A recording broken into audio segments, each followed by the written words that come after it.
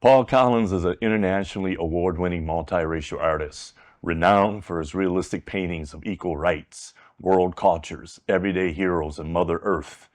Working with oils, he combines his technical mastery with emotional depth to convey messages of unity and emphasize our commonalities. For over 70 years, he devoted himself to his art and various humanitarian causes significantly impacting society. From a very young age, it was clear that he had a natural talent for art.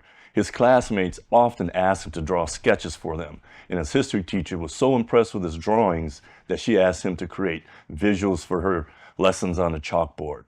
Apparently, she wasn't the only one. His mother and his sisters Bobby and Bunny also saw his art at an early age. And she would often spend a lot of time to sit down and help me with it.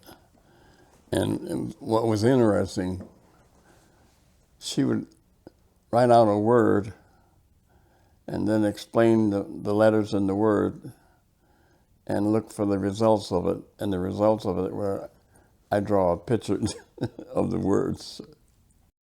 However, Collins' life was not without challenges. As a child of color, he began to experience the harsh reality of racism. The derogatory caricatures and portrayal of blacks and Indians were insulting and deeply disturbing. However, these experiences helped shape his personality and artistic message.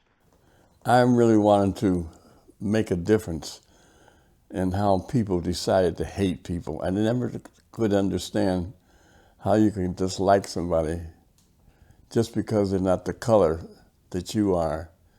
And not only did I want my art to expose the reality of racism, but I wanted to go around the world and find out. Instead of letting people tell me, I wanted to find out myself. I wanted my brush to tell the truth. In high school, he met Randy Brown, a talented poet and artist who owned an art studio. Brown encouraged him to pursue a career in fine art and introduced him to the Guild Artists, which had a contract to create illustrations for the Yellow Pages. After graduating from high school, Collins and Brown formed Ranco Associates, a highly sought-after commercial art, design, and sign painting firm that provided services to businesses throughout Michigan. They specialize in creating large-scale super graphics, which helped Collins keep his technical skills sharp, and in design studio, he refined his design, layout, and lettering talent. At night, he would pursue his passion for the fine art in a cold, dimly lit basement, accompanied by the sounds of jazz and his unwavering gift of creating masterpieces. And what was really interesting about what was happening to me psychologically, I was learning how to front racism. And I'll give you an example. Randy and I, one day, were by a Mulva Hill Oldsmobile, and the new car was coming out, the Oldsmobile.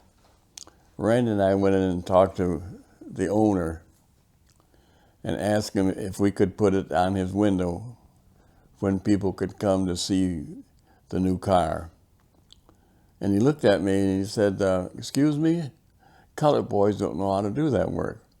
Now, the interesting thing about that was that's some things his father had told him about colored people. So I said to him, I'll make a deal with you.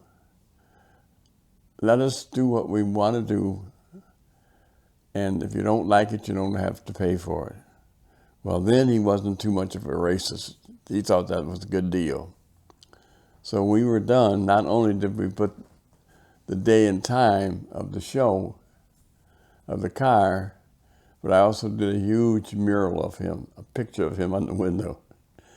And later on, he came up and took my hand and Randy's hand and said, I want you and Randy to go to church with me. I said, for what? He said, forgiveness for being so damn dumb. And those are some of the things I realized would have an impact on people when it came to color, because people were so educated about blacks being stupid. And that was one of the things that I wanted to do. I wanted to start changing how people looked at people and not deciding anything about you because of how you look, but about your character. Collins embarked on journeys both within and beyond his homeland, venturing to various corners of the world. His engaging personality and desire to bring people together allowed him to gain intimate access to the cultures he depicts. When I decided that I was making a difference in how people looked at color in a more positive way, I realized I want to go around the world and places and see what difference I can make and why they have so much problem with hate.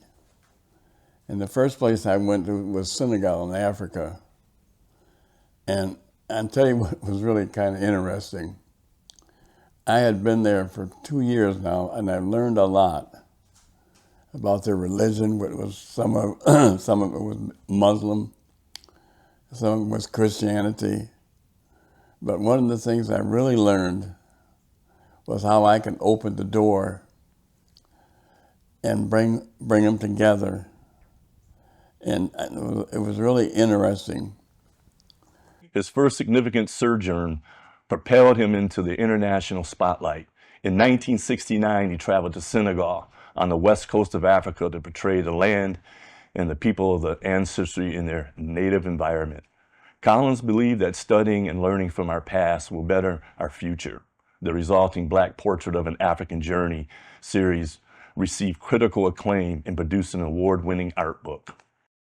And the thing that really was important too is that because I lived there and I didn't come to take a picture and go home, I learned so much about the Senegalese. A steady climb to international recognition was gained through exhibits and hangings in some of the world's most prestigious museums, cultural centers, and galleries. He has held over 100 solo expositions in Africa and the Americas, Asia, Europe, and Eastern Europe, several of which have been broken attendance records. He has been recognized with numerous national and international honors and awards for his artistic and humanitarian achievements, earning him recognition in the United States congressional records. He was acknowledged as one of America's most intimate figure painters by American artist Watson Gupta Publication and named the Artist of the New Millennium by Northwest Publishing.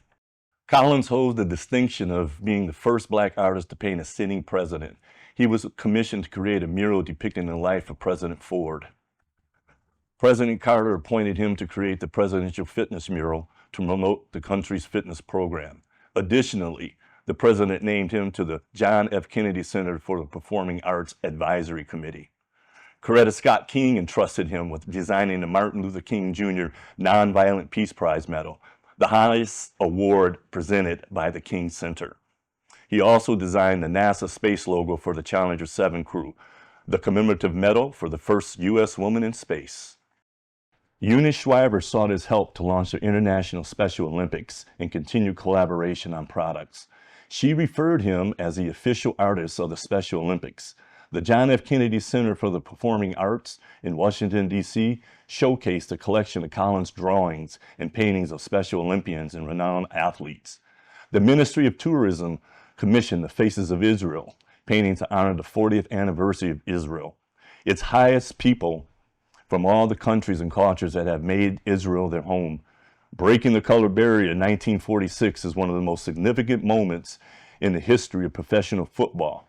4 courageous men faced racism on and off the field to open doors for future Black athletes. The reintegration of pro football, a large-scale 90 by 30-foot mural commemorates these trailblazers and the impact of their actions. The mural created by Collins and located in Canton, Ohio, is part of the 11th Greatest Moments in Pro Football, a public art project by the Pro Football Hall of Fame. The historical relevance of his body of work was confirmed when the International Peace Center invited him to exhibit at the Sarajevo Festival and work with the community in the hope of healing from war, promoting normalcy and continuing peace. Again, I realized after going to Sarajevo that these people went across the globe to Peace Corps to ask me to come there. And that's because of the impact my art has on bringing people together. And my artwork is making that impression on me, telling me that, and I'm learning that from what it is about my art that has drawn people. Not art for the sake of art again. It's art because it has a destination, and the destination is trying to bring people back together and get rid of the racism. If you're going to judge people, don't judge them by their color or by their religion.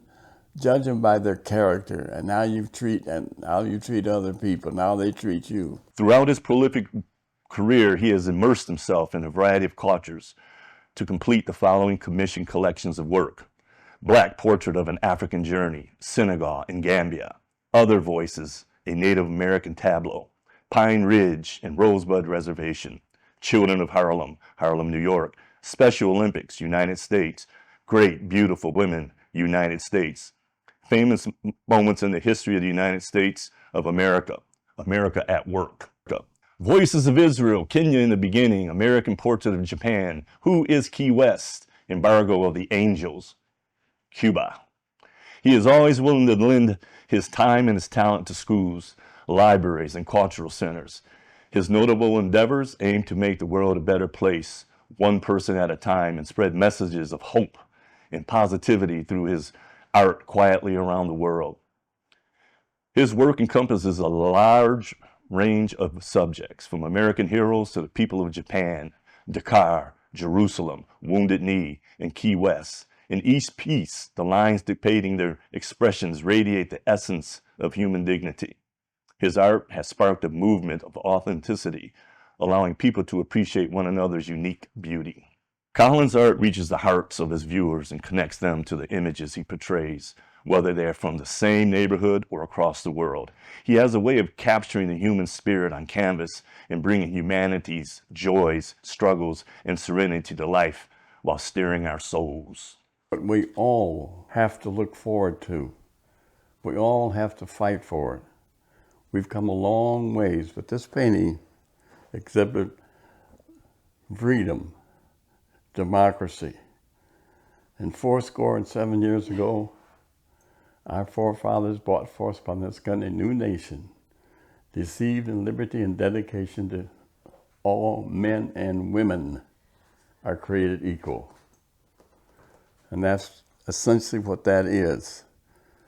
And the butterflies represent hearts and souls and love for each other forever. Thank you. What a wonderful journey we've been on. It's been my honor to be by your side and watch the impact you've made throughout the world, not only with your art, but with your love for humanity.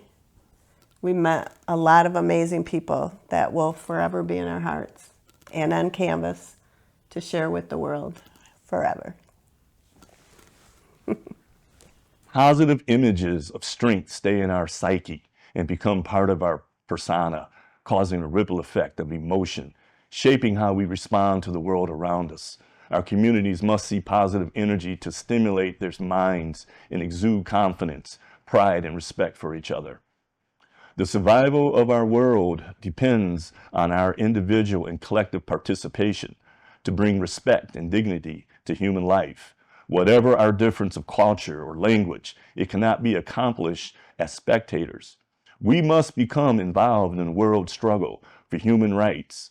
Bombs of war or hate cannot remove the rocks of bigotry and racism blocking the road. Our progress toward a more civilized world depends on destroying the rocks forever by human endeavor of understanding and compassion. I see my art as a gift to be shared with the world, to motivate, encourage, inspire, and uplift people from all walks of life.